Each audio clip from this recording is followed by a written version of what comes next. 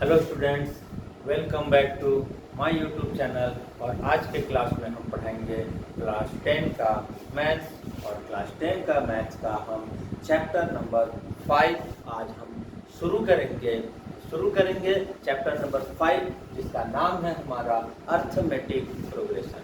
तो चूँकि एपी का हम आज के डेट में पहला क्लास ले रहे हैं, सबसे पहले हमको एपी को बहुत अच्छे से समझना होगा। व्हाट इज एपी, एपी किसको बोलते हैं, एपी में क्या क्या होता है, क्या क्या टर्म इस्तेमाल होता है, और एपी में कौन कौन सा फॉर्मूला इस्तेमाल होता है। ये इतना तो हम इंट्रोडक्शन के क्लासेस में करा देंगे। और इसके बाद जब हम सॉल्यूशन स्टार्ट करेंगे, तो चूंकि ओनली फॉर्मूला जानने से कुछ नहीं होता है, way of solving the problems ये मेन होता है। ये हम लोग प्रॉब्लम्स को जब सॉल्व करेंगे तो वहाँ 1 बाय 1 हम लोग बताते जाएंगे, ठीक है। तो सबसे पहले हम अर्थमेटिक प्रोग्रेशन में होता क्या है ये हम बताएंगे, और इसको शॉर्टकट में एपी के नाम से ज़्यादा पॉपुलर है, हमको शॉर्टकट में एपी बोला जाता है, ठीक है। अब जैसे हम समझाने से पहले क्या बोलते हैं, 6, 8, 10, 12 ये एक नंबर का सीरीज ले रहे हैं, मतलब ग्रुप ऑफ नंबर, ठीक है। 5, 9, 12, 15, 20 ये नंबर ले रहे हैं, ठीक है। 7, 11, 15, 19 ये नंबर का सीरीज लिए हैं। फिर इसके बाद हम एक 52, 48, 44, 40 ये सब नंबर ले रहे हैं, ठीक है। तो अब ये सीक्वेंस ऑफ एक नंबर है, ठीक है। अब इसी में हमारे पास जैसा कि अर्थमेटिक प्रोग्रेशन में कौन है नहीं है, तो हम अगर इसको देखते हैं तो 6, 2, 6, 8, 12, 6, 8, 10, 12, और इसके बाद अगर पता लगाना चाहेंगे तो ये क्या हो जाएगा 14, उसके बाद का भी पता लगाना चाहेंगे तो ये 16। अब सेकंड वाले को हम बात करते हैं, 5, 9, 12, 15, 20। अब यहाँ पर क्या है, 5, 4, 9 हो रहा है, 9, 3, 12 हो रहा है, 12, 3, 15 हो रहा है, 15 प्लस 5 इक्वल टू 20। इसका नेक्स्ट नंबर को हम नहीं जान सकते हैं, नहीं बता सकते हैं, क्योंकि इसमें हम डिफरेंट टाइप्स ऑफ चेंजेज आ रहा है हर टू टर्म्स के बीच में। फिर नेक्स्ट स्टेप में आते हैं तो 7 + 4 11 + 4 15 + 4 जा रहा है, तो हम इस तरह से नेक्स्ट पता कर सकते हैं। 52 4 का कमी हो रहा, 4 का कमी हो रहा, 4 का कमी हो रहा, तो इसका भी नेक्स्ट स्टेप हम बता सकते हैं। जैसे कि कोई अगर एक गाड़ी, अगर हमको कोई टारगेट है या गाड़ी है, वो अगर यूनिफॉर्म स्पीड से जा रहा है, तो अगर उसको निशाना लगाना होगा तो वो हम लगा सकते हैं। अप्रोक्सीमेटली लेंगे कितना जा रहा है, तो उसको पता कर सकते हैं कि अगले इंटरवल ऑफ टाइम में कितनी दूरी कवर करेगा, तो उसके अनुसार हम उसको निशाना लगा सकते हैं। लेकिन कोई कभी तेज चल रहा है, कभी धीरे चल रहा है, कभी तेज चल रहा है, कभी धीरे चल रहा है, तो उसको नहीं बता सकते हैं। यहाँ पर 4 एग्जाम्पल लिया मैंने, ये एपी में है कहलाता है, ये एपी में है कहलाता है, और ये एपी में है कहलाता है, और ये एपी में नहीं है। अगर तो एपी का एग्जाम्पल के साथ में समझ में आ गया, तो इसका अगर हम बताएंगे ऐसा नंबर का ग्रुप, ठीक है, ऐसा नंबर का ग्रुप जिसमें प्रत्येक 2 कॉन्सिक्यूटिव 2 लगातार जो टर्म है उसके बीच का डिफरेंसेस अगर सेम है, तो वो जो नंबर का ग्रुप है वो एपी में है, ऐसा कहा जाता है।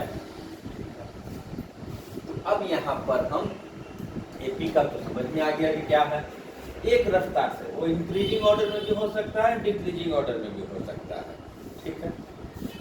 एपी हो गया यहाँ पर।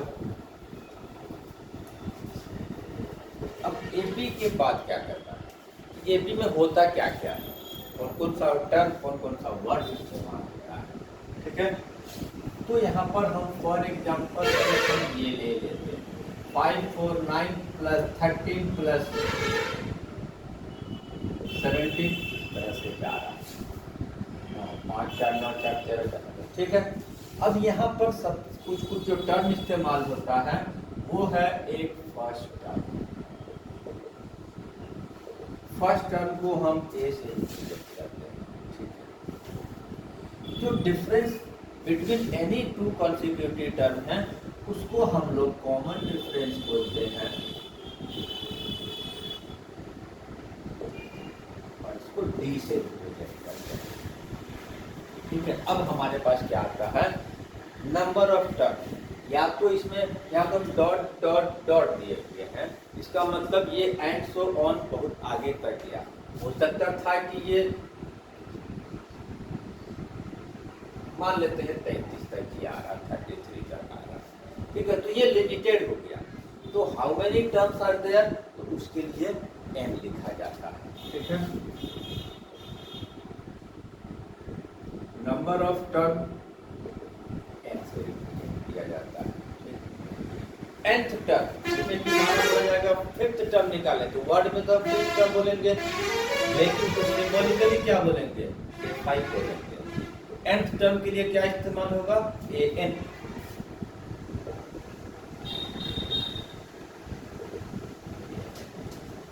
हायर क्लासेस में या किसी किसी बुकों में हो सकता है कि tn से भी रिप्रेजेंट किया जाता है, लेकिन अभी 10th के सीबीएसई बोर्ड में तो an रिप्रेजेंट किया जाता है। एक और मान लेते हैं कि 25 टर्म 20 टर्म का सम निकालने बोलेगा। सम निकालने के लिए सम ऑफ एन टर्म के लिए एस एन शब्द का इस्तेमाल होता है, एस फॉर सम और N for number of term, ठीक है। अब यहाँ पर एक और होता है, यहाँ पर लास्ट टर्म के लिए कहीं कहीं हम लोग एल शब्द का इस्तेमाल करेंगे क्योंकि एल फॉर लास्ट होता है, ठीक है। तो इस तरह से हमारा एपी का इंट्रोडक्शन हो गया।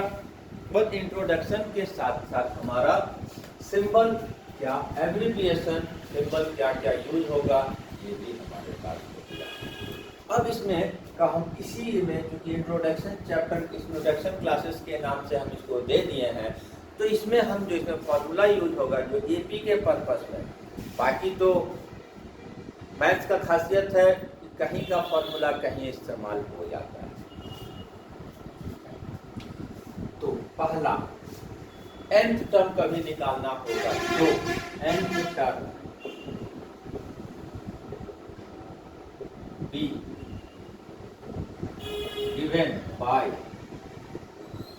an a plus एपी का, इसमें हम बोलेंगे 25वां एक ही बार निकालना है, क्या करना होगा, तो जोड़ते जाएंगे 25 बार, कभी 100 बोलेगा 100 बार, तो कितनी टफ हो जाएगा। तो मैथमेटिशियन लोग हमको जो फॉर्मूला दे देता है इजी वे में सॉल्व करने के लिए, जैसे कोई काम करने के लिए मशीन होता है,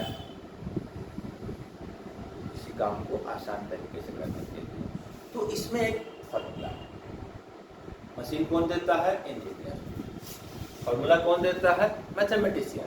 तो मैथमेटिशियन लोग फॉर्मूला दे दिया है एवेल्युएट करके, हमको सिर्फ उसको इस्तेमाल करना है, ठीक। दूसरा, अब कभी कभी क्या आता है पीछे से, यहाँ से हमको 5वां, पीछे से 8वां निकालने के लिए बोलेगा, उसके लिए भी एक फॉर्मूला है, nth term from last term is given by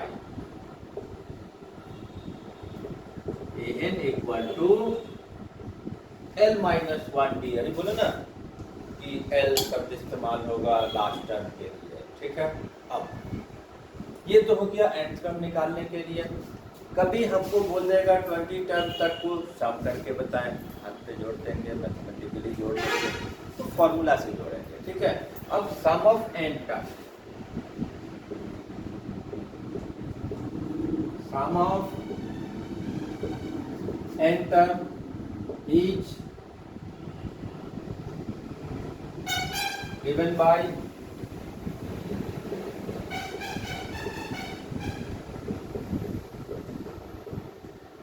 here sum of n term is given by n by 2 brackets 2a plus bracket n minus 1 into d bracket close, right। तो ये हुआ हमारा एन टर्म के सम निकालने का तरीका। Formula लगाएंगे, 2 minute बनाएंगे, नहीं तो हमको 20 टर्म जोड़ते रह जाएंगे। ठीक है। इसके बाद एक फॉर्मूला और एसएन के लिए होता है जो कभी कभी काम आएगा, जैसे आखिरी टर्म यहाँ पर दिया हुआ है और यहाँ तक जोड़ना है, तो ये लास्ट टर्म को एल से भी लिख सकते हैं और ए एन से भी लिखा जाता है। ठीक है। तो यहाँ पर हमारे लिए एक और एसएन आता है n/2 a प्लस एल लिख दें चाहे ए एन लिख दें, दोनों एक ही चीज है। यहाँ पर हम इसको लिख दे रहे हैं। ठीक है, दोनों चले। तो यहाँ पर हमारा हो गया 4 फॉर्मूला जो एपी के पर्पस में स्पेशल है। बाकी अदर सेक्शन का जो फॉर्मूला है वो तो अलजेब्रा का कुछ फॉर्मूला जो है वो किसी भी एक्सरसाइज में, किसी भी चैप्टर में इस्तेमाल होता है। तो आज हम एपी को अच्छे से इंट्रोड्यूस कर दिए हैं, एपी समझने में ये आसानी होगा। अब अगले क्लासेस से हम एक्सरसाइज 5.1 एंड उसके आगे को हम सॉल्व करेंगे और समझाते रहेंगे और एक एक करके क्लास हम लेते आएंगे, जिससे कि स्टूडेंट्स को घर बैठे पढ़ाई तैयारी करने में आसानी हो जाएगा। आज के लिए इतना ही। Next day, next exercise, next class. तब तक के लिए थैंक यू एंड धन्यवाद।